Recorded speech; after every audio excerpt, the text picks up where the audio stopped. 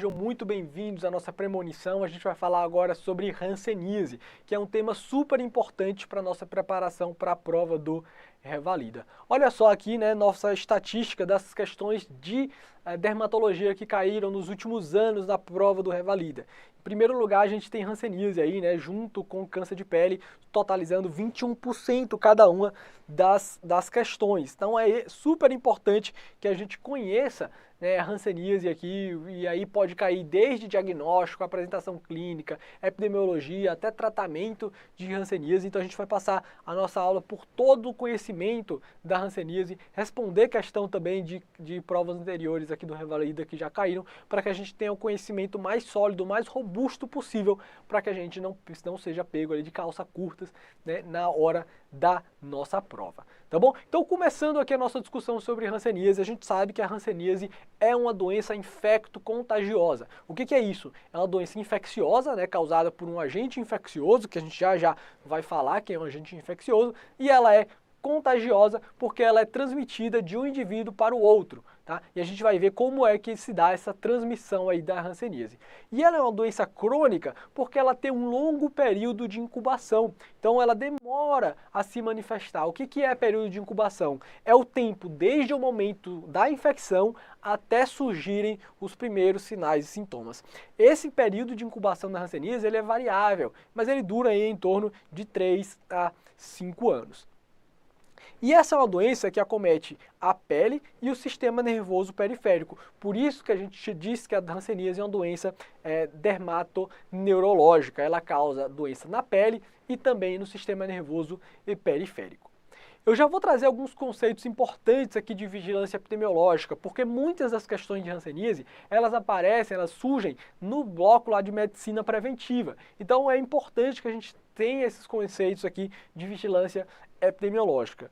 Quais são os conceitos? Primeiro ponto é lembrar que a hanseníase é uma doença de notificação compulsória em todo o território nacional. Então, toda vez que a gente fecha um diagnóstico de hanseníase, a gente tem que notificar. E essa notificação ela é semanal, né? Lembrar que tem algumas doenças que são notificação imediata, algumas são de notificação semanal, né? A hanseníase é de notificação semanal.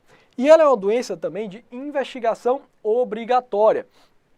Isso quer dizer que sempre que a gente faz um diagnóstico de hanseníase, a gente tem que investigar os contatos daquele indivíduo e a gente vai falar isso no final da nossa aula, como que a gente faz essa investigação dos contatos. Ela é uma doença de alta infectividade, ou seja, muitas pessoas que entram em contato com o agente etiológico é infectado, mas é de baixa patogenicidade, ou seja, daqueles que são infectados, poucos de fato irão desenvolver a doença. Ela, felizmente, é uma doença de alta morbidade, de baixa mortalidade, de baixa letalidade, ou seja, poucas pessoas morrem de hanseníase, mas o problema da hanseníase é que ela tem alta morbidade, isto é, ela leva a sequelas neurológicas permanentes, levando às vezes a amputação de membros, né, disfuncionalidade das mãos, dos pés, então é uma doença que leva a sequelas. Então por isso que a gente precisa fazer diagnóstico precoce da hanseníase para tratar precoce esses indivíduos e evitar que eles evoluam ali com disfunção orgânica. E ela é uma doença cujo principal reservatório é o ser humano, é humano. Então, outros animais podem ser reservatórios, né, como tatus, por exemplo, mas o principal é o humano. Agora, quem é o agente etiológico da hanseníase? O agente etiológico é o Mycobacterium leprae, ou seja, é uma micobactéria bacilo álcool ácido resistente, que a gente vai ver aqui quando a gente faz a coloração de Zion-Nielsen, por exemplo, né, esses bacilos aqui que ficam roxos. Então, o Mycobacterium leprae, o bacilo álcool ácido resistente, é um agente intracelular obrigatório que fica principalmente dentro de macrófagos da pele e das células de Schwann. O professor não lembra o que é célula de Schwann. A célula de Schwann é o principal constituinte do nervo periférico. Então, como o Mycobacterium leprae tem a capacidade de entrar na célula de Schwann, ele tem a capacidade de levar o dano do nervo, tá? Então, por isso aí que ela é uma doença dermatoneurológica e que até hoje a gente não consegue cultivar in vitro, não existe meio de cultura para fazer o crescimento desse agente. Lembrar que o Brasil é o segundo país com maior número de casos no mundo, a gente só fica atrás da Índia, né, que é o principal país com maior número de casos, e ela, como é uma doença de baixas condições socioeconômicas, né, acaba que no nosso país, a região centro-oeste, norte e nordeste tem muito mais casos quando a gente compara com a região sul e sudeste. Agora a gente chega aqui num ponto que é super importante para a gente entender a hanseníase, que é o funcionamento da imunologia da hanseníase. A hanseníase é uma doença extremamente dependente do sistema imunológico do indivíduo. A gente vai ver que existem várias formas de apresentação dermatológica, de apresentação clínica da hanseníase. E essas diversas formas, elas ocorrem porque cada indivíduo vai reagir com um sistema imunológico diferente contra essa infecção. Para que a gente entenda isso, é importante a gente entender 3 pilares fundamentais aqui. O primeiro eu já falei, que o Mycobacterium leprae ele é intracelular obrigatório. O segundo pilar aqui é a gente entender que o tipo de imunidade capaz de combater um agente intracelular é a imunidade celular, a imunidade TH1, aquela imunidade que depende de células. Já a imunidade humoral, a resposta TH2, que produz anticorpos, ela é incapaz de combater agentes que estão dentro da célula, intracelular. Tá? Então aqui a gente vai entender por que a gente já vai ter 2 grandes grupos de pacientes com hanseníase. Aqueles que montam a resposta TH1 de imunidade celular, esses aqui são indivíduos que vão se curar espontaneamente ou, se tiverem a doença, vão ter uma doença localizada. E no outro polo, a gente vai ter aqueles indivíduos que vão montar uma resposta humoral, que vão produzir anticorpos, imunoglobulinas, IgG, IgM contra aquele agente. Esses indivíduos aqui não vão ser capazes de combater a doença. Então esses indivíduos vão ter aí doença disseminada. E é por isso que a gente consegue chegar nessa figura aqui e ver que a hanseníase é uma doença espectral. Em um dos polos da doença, a gente vai ter aqui os pacientes com hanseníase tuberculoides, representados pelas letras aqui TT. No outro polo, a gente vai ter os indivíduos vichovianos, representados aqui pelas letras VV. Repare que, à medida que a imunidade celular aqui vai diminuindo, a imunidade humoral vai aumentando. E esse indivíduo vai, então, tendo aumento de Mycobacterium leprae nos tecidos. Ele vai ficando um indivíduo muito mais suscetível a ter doença disseminada. No meio do caminho, a gente tem aqui os indivíduos dimorfos tuberculoide, dimorfo ou dimorfo vichoviano. Então toda essa classificação, quando alguém te fala, esse indivíduo é dimorfo vichoviano, é tuberculoide, tudo isso aqui no final das contas, ele está te falando da imunologia do indivíduo contra o Mycobacterium leprae. Agora, na prática, como é que eu posso testar a imunidade do meu paciente? É para isso aqui que serve o teste de Mitsuda. O teste de Mitsuda é uma intradermorreação. Como funciona? Você pega lá antígenos do Mycobacterium leprae e inocula no antebraço de um indivíduo. E depois de 28 a 30 dias, você vai examinar ali onde foi feita aquela inoculação.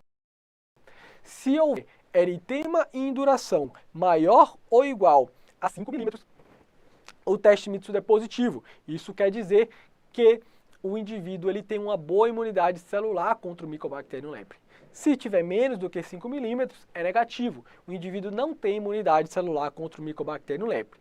Muita atenção, faz aí uma estrelinha no seu caderno, põe aí. Teste de Mitsuda positivo não confirma diagnóstico de hanseníase. E um teste Mitsuda negativo não afasta o diagnóstico de hanseníase. Ele é simplesmente uma avaliação prognóstica, aqui, uma avaliação imunológica dos indivíduos, tá bom? Transmissão da doença. Apesar da hanseníase ser uma doença que se manifesta com lesão de pele e alteração neural, ela não é transmitida geralmente pela pele. Ela é transmitida pelas vias aéreas superiores, tá bom? Então as vias aéreas superiores é a principal forma de transmissão da hanseníase. Muito eventualmente vai ocorrer transmissão pela pele e pelas mucosas. Por exemplo, foi fazer tatuagem e estava lá contaminada, inoculou pela pele, mas isso é extremamente raro. E apenas os indivíduos que são multibacilares transmitem a doença, tá? Ou seja, aqueles que têm uma alta carga de bacilos são os únicos indivíduos que vão transmitir de fato aí a doença. Até que a gente chega aqui na história natural da hanseníase. Então, os indivíduos que são infectados pelo bacilo de Hansen aqui, a maioria vai ter cura espontânea, né, já que é uma doença aí de baixa patogenicidade. Daqueles que ficam doentes, né, vão ter ali a forma inicial, a MHI, hanseníase indeterminada, 30% deles vão evoluir com alguma das formas espectrais lá, de mofa, tuberculose ou vichoviana. Fique tranquilo que a gente vai falar aqui de cada uma dessas formas, o que é uma hanseníase indeterminada, o que é uma tuberculose, vichoviana, a gente vai esmiuçar cada uma dessas apresentações clínicas aqui, é só para você entender isso. A forma inicial é a hanseníase indeterminada e aí se o paciente não é tratado, dependendo da imunologia dele, ele vai evoluir para algum dos espectros ali da hanseníase, tá bom? Agora, na prova, como é que você identifica uma questão de hanseníase? Né? Lembra aí que sempre que eu estou dando as aulas de dermatologia aqui, eu quero simplificar ao máximo aqui para você conseguir identificar uma doença dermatológica por um pequeno detalhe, né, no enunciado. O detalhe aqui para você saber que está falando de uma questão de hanseníase é a alteração de sensibilidade.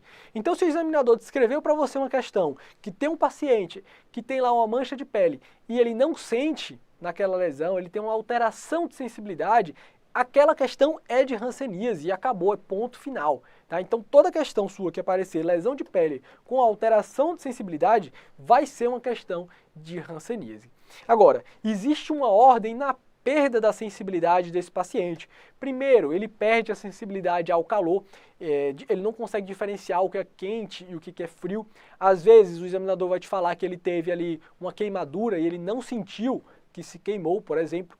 Né? Depois ele perde a sensibilidade dolorosa e por último ele perde a sensibilidade tátil, nesta ordem aqui, tá? Então primeiro ao calor, depois ele perde a sensibilidade dolorosa e por último ele perde a sensibilidade tátil, tá? Então botei aqui CDT, que é para você lembrar na ordem alfabética. Existem outros testes aqui que a gente pode fazer também para avaliar a perda de sensibilidade do paciente. Quais são esses testes aqui? Então tem um teste da histamina. Por quê? Porque o paciente com hanseníase, ele vai ter uma alteração neurológica ali. Então se você fizer um teste da histamina, ou seja, coloca a histamina e pinga, e faz um pequeno traumatismo na pele, não vai ter uma vermelhidão que ocorre normalmente nos pacientes. Né? Então, mostrando que tem uma alteração neurológica. E o teste da pilocarpina é para provar que o paciente com hanseníase ele tem uma redução da sudorese no local. Não acho, dificilmente, não vi ainda questões assim, daqui no Revalida ou mesmo nas provas de residência, é uma coisa extremamente rara, ele perguntar exatamente como funcionam esses testes. Eu estou colocando aqui simplesmente a título para você saber que existem esses testes que podem melhorar a sua sensibilidade do exame dermatológico. O teste da histamina mostrando que tem uma disfunção neurológica e o teste da pilocarpina mostrando que existe uma hipoidrose, uma redução da sudorese. Agora a gente vai falar aqui, e tudo isso que eu estou falando aqui, né, alteração de sensibilidade, né, esses testes aqui, eles valem para todos os pacientes com hanseníase. Agora a gente vai falar aqui de quais são as diferenças, como se manifestam cada um desses pacientes, né, como se manifestam os pacientes com hanseníase indeterminada, como se manifestam aqueles com hanseníase tuberculose, aqueles com hanseníase de mofa e aqueles com hanseníase vichoviana. Então começando lá, I de indeterminada e de inicial. Não esquece disso. Então a hanseníase indeterminada é a forma inicial da doença que pode se curar espontaneamente ou pode evoluir com alguma das outras formas clínicas. Como que se apresenta o paciente com hanseníase indeterminada? Olha lá, mácula hipocrômica. Mácula hipocrômica que pode ocorrer em qualquer local da pele. Né? Máculas hipocrômicas, geralmente mal delimitadas, esses pacientes não têm comprometimento de tronco neural, né? Se você palpar os nervos dele, não vai ter nenhum nervo acometido, e a baciloscopia deles é negativa, eles são doença extremamente inicial, são doentes que não transmitem a doença. Já os pacientes com hanseníase agora tuberculoide, então polo tuberculoide é aqueles indivíduos de imunidade celular, esses indivíduos aqui vão ter uma doença extremamente controlada, extremamente localizada, tá? Então eles vão se manifestar com poucas lesões cutâneas. E como são essas lesões cutâneas? Preste atenção na fotografia e na descrição. Então esses pacientes vão ter placas com borda eritematosa, muito bem delimitadas e clareamento na região central, tá? Então, placas com bordas eritematosas, muito bem delimitadas e clareamento na região central. Com essa descrição, você pode pensar, professor, isso aqui parece uma descrição de tinea corporis. É um dos principais diagnósticos diferenciais tinea corporis, tá? Mas na hanseníase, a gente geralmente não tem descamação, não tem aqui aquelas crostas que surgem na borda, né, do paciente com tinea corporis, tá? Então perceba até na fotografia aqui como a superfície é lisa, não tem aqui nenhum tipo de descamação, de crosta, nada. É uma borda aqui mais infiltrada. E obviamente você vai fazer o teste de sensibilidade. E aqui tem uma alteração completa do teste de sensibilidade. O paciente não vai sentir aqui dor, não vai sentir o tato, né, o calor aqui naquela ordem que a gente descreveu anteriormente.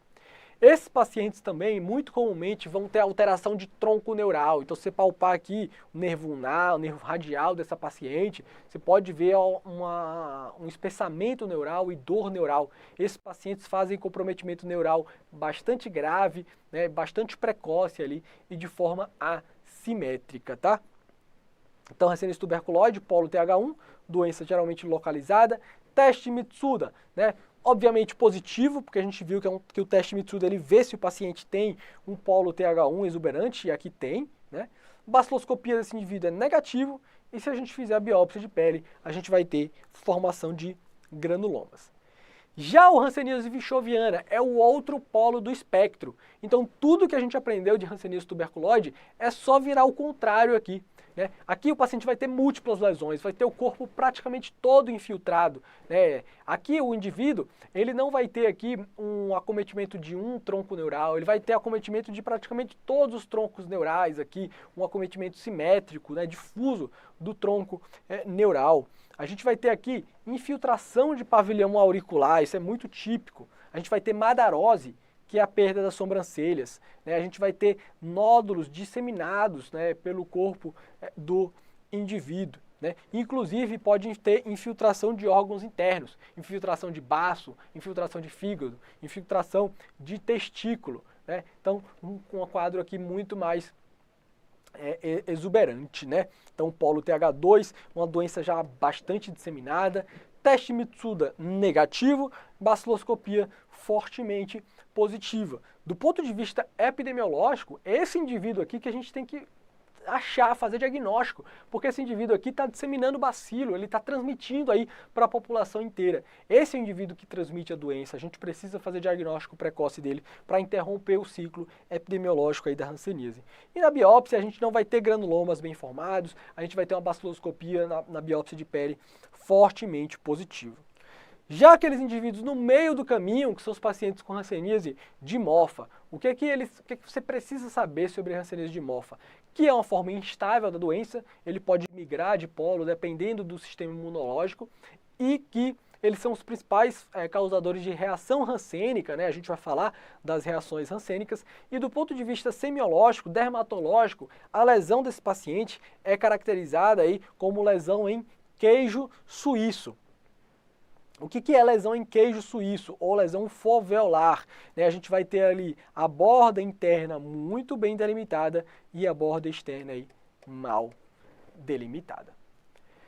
Agora, essa classificação ali, tuberculoide, vichoviano, indeterminado, é uma classificação um pouco mais complexa. Então, visando simplificar, né, para o tratamento, principalmente para o médico generalista, a Organização